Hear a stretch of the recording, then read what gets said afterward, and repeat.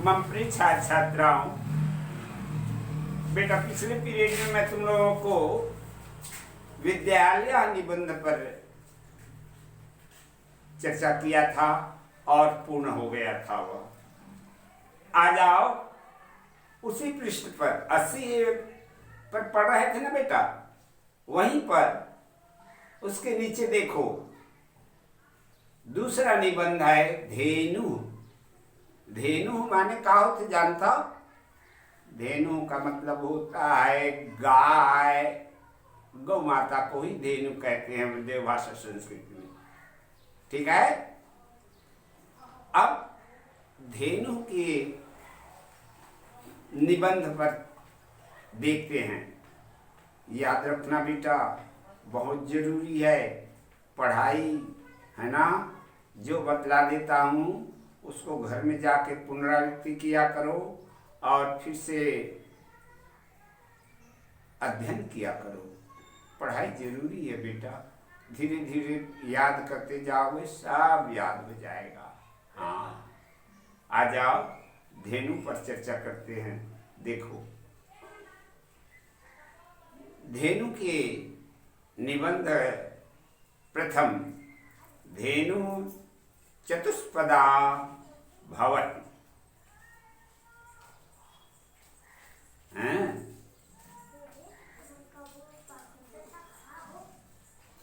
चतुष्पदा भवति।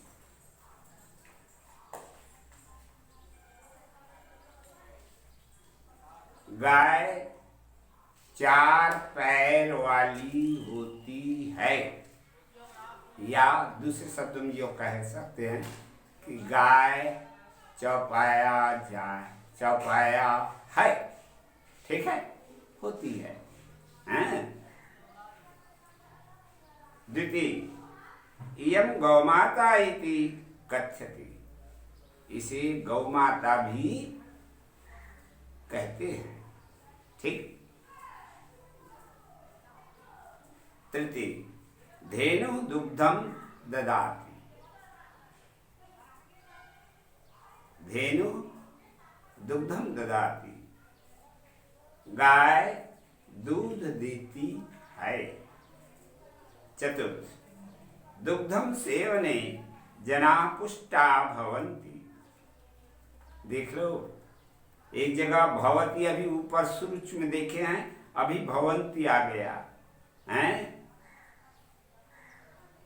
दोनों में भू धातु है बेटा, और इस भू धातु का वैकल्पिक भाव हो जाता है, और भाव में अन्य पुरुष एक वचन लट लकार का प्रत्यय लग गया, भवती बन गया, और इसमें अन्य पुरुष बहुवचन का प्रत्यय लग गया तो भवंती बन गया।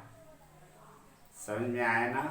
तो प्रत्ययों को कंठस्थ करना जरूरी है। हाँ, क्योंकि भवंती का तात्पर्य हाय और भवती का तात्पर्य होता है। यहाँ पर भवंती का मतलब होते हैं और भवती का मतलब होता है। तो इसको जैसे ही पढ़ते हो, जब प्रत्यय तुमको याद रहेगा तुरंत अनुवाद कर लोगे। हाँ, समझ में आ जाएगा इसका क्या मतलब है। ठीक, ध्यान से देखो, आगे देखते हैं। पंचम में आ गए, दुग्धेन दधि घृतम च निर्मयते जनई है। देख रहे हो, शब्दों की विभक्तियों को बड़े ध्यान से देखा करो, तभी सही अनुवाद कर पाओगे बेटा। हाँ, तभी समझ पाओगे। जनई का मतलब क्या होगा? जनई का मतलब होगा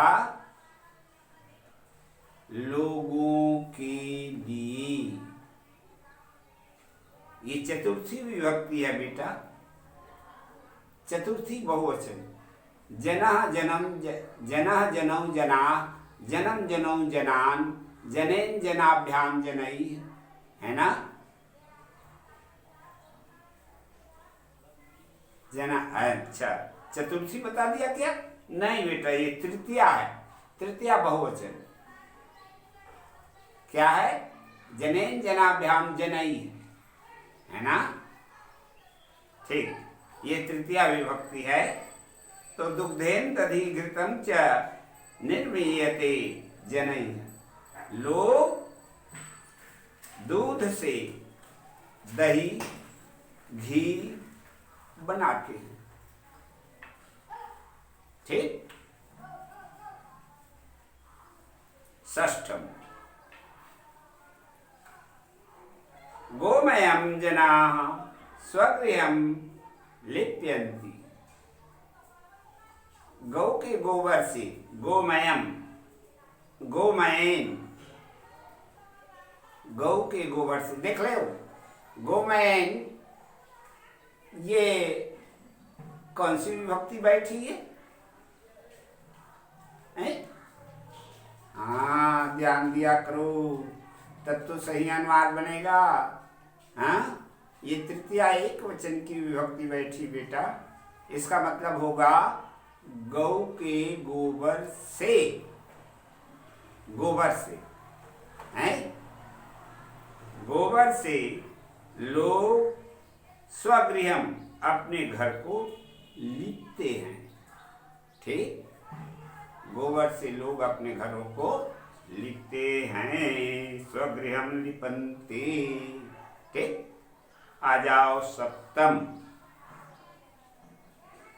तो सही अनुवाद करने के लिए विभक्तियों का भी ध्यान रखना है, प्रत्यय का भी ध्यान रखना है। धातु में प्रत्यय लगेंगे और शब्दों में विभक्तियों का ध्यान रखना है ना। जैसे प्रथमा की विभक्ति है ने, कर्ता की विभक्ति क्या है? ने। कर्म की विभक्ति क्या है? को, है ना। संकेत जिसको कहते हैं? तो कर्ता का ने, कर्म का को, करण का से या के द्वारा दो विभक्तियां याद रखना। से भी लिख सकते हो और के द्वारा भी। उसके बाद संप्रदान का को या के लिए, इसमें भी दो विभक्ति है ना।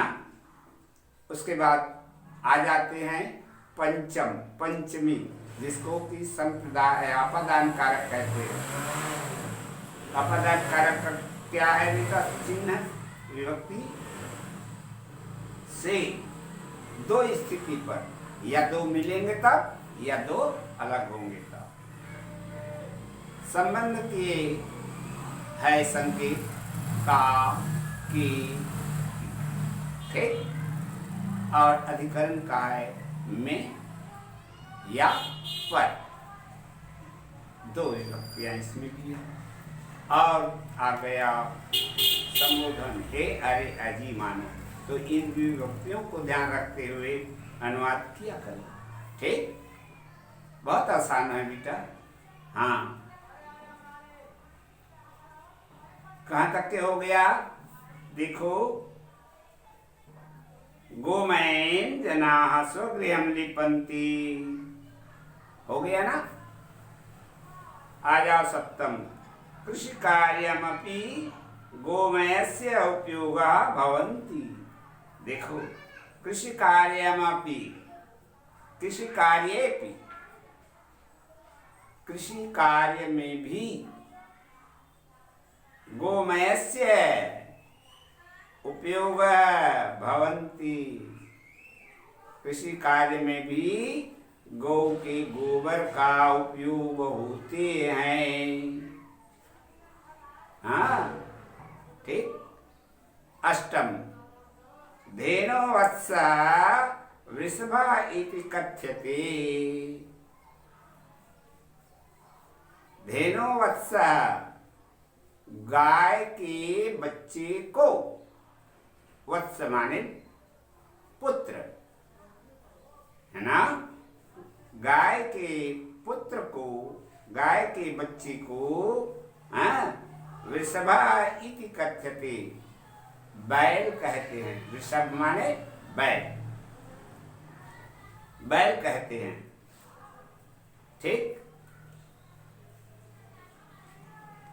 नवम, कृषकाः वृषभस्य सहायेन क्षेत्रम कर्षन्ति।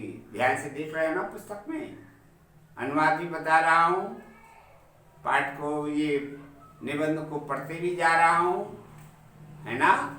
तो किस शब्द का किस तरह से अनुवाद बन रहा है उसको ध्यान से देखते जाओ। देखो, कृषकाः वृषभस्य सहायेन क्षेत्रम कर्षन्ति। कृषक, कृषकाः क्या है? ये कर्ता कारक बहुवचन है। कृषका, कृषकौ, कृषका अकारांत पुल्लिंग संज्ञा शब्द है बेटा। हाँ, तो कृषक लोग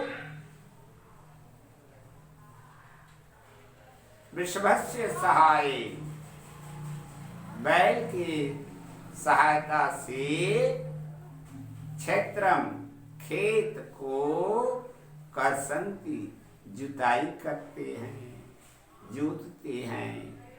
ठीक। अब दसम देखो, अंतिम,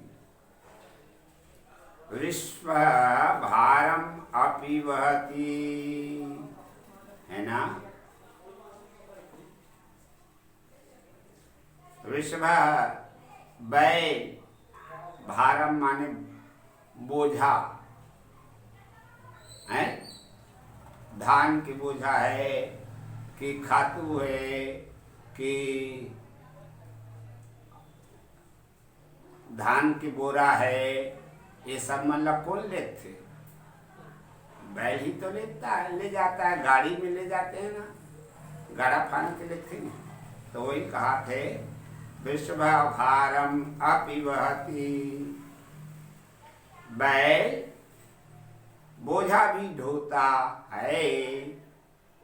इस तरह से 10 पंक्तियां लिखी हुई है और इन 10 पंक्तियों को अच्छे से बेटा कंठस्थ कर लेना। ये तुम्हारे कोर्स में है। 2 निबंध बता दिया बेटा, ध्यान देना। हाँ, प्रथम बताया पाठशाला, या इसका पाठशाला का दूसरा नाम क्या है?